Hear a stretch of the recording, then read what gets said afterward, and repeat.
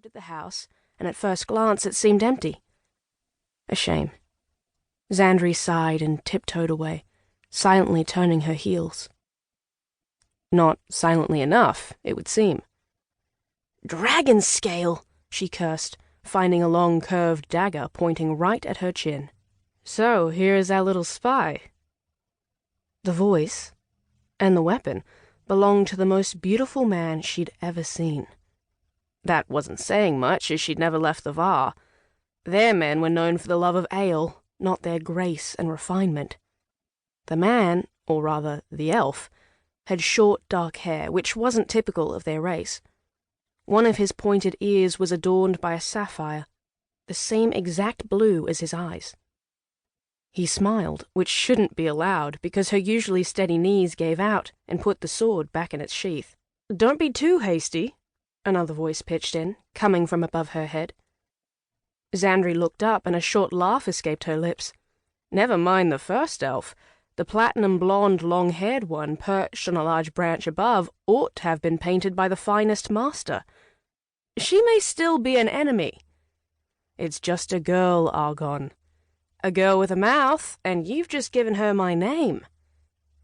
Her eyes popped out of her skull, because she may not be the worldliest woman, but affairs happening beyond her borders fascinated her. Whenever strangers passed by her little village, she'd listened, and asked, too. She knew of Argon, the Endar prince who'd been missing for years and presumed dead.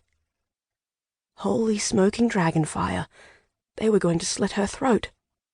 "Are you an agent of the shadows, and do you intend to sell us out?"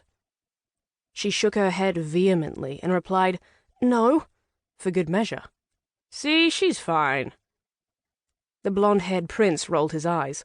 In all honesty, she might have done the same, because his argument was rather flawed. She could have, lied. But right now, she was all for taking the foolish elf's side. "I'm a truth-seeker, little girl," he told her. "No one can lie to me." Oh. Well, that changed things.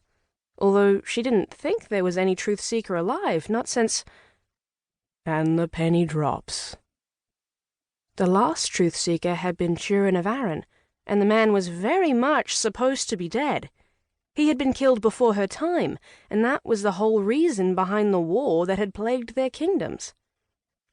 "I'm not going to say a word," she swore, "but I'm just a little bit curious as to why you aren't dead. Both of you." Xandrie didn't expect either of them to reply. To her surprise, Turin sat down on the grass next to her and told her a story about death, evil, and shadows. She sat next to him, listening eagerly. She only understood one word out of two, but she soaked in his voice and imagined the world as they saw it. 60 years ago, I was young and foolish." "You're still foolish," the second prince interjected. "I believed my gift meant that I could always see the truth. So, when a female elf, a very sexy female elf— Stop interrupting or tell the story yourself, damn it." Argon shut it. "When the elf came to me saying she needed help, that her realm was in danger, I believed it. I didn't know that my powers don't work on shadows." "What are shadows?" The elf was patient enough to explain it. "There are 4 known elements in the world: earth, water, fire, air. And there is a 5th, acknowledged by anyone with a bit of sense." "Ether," she completed, surprising the elf. Normal people didn't go around talking about ether. Before they'd known she had no magics, though, her parents had instructed her well. After, she'd educated herself by sneaking books out of their library when she could. "Very good. Ether most know about, but there's also shadow." She frowned. "Think of it as a conscious negative energy. The 4 basic elements are neutral, and ether is positive.